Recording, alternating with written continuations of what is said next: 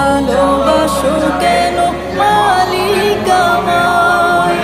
কি করে শুকুর তার করি আদায়? এত ভালোবাসো কেন মালিক আমায়? এত ভালোবাসো কেন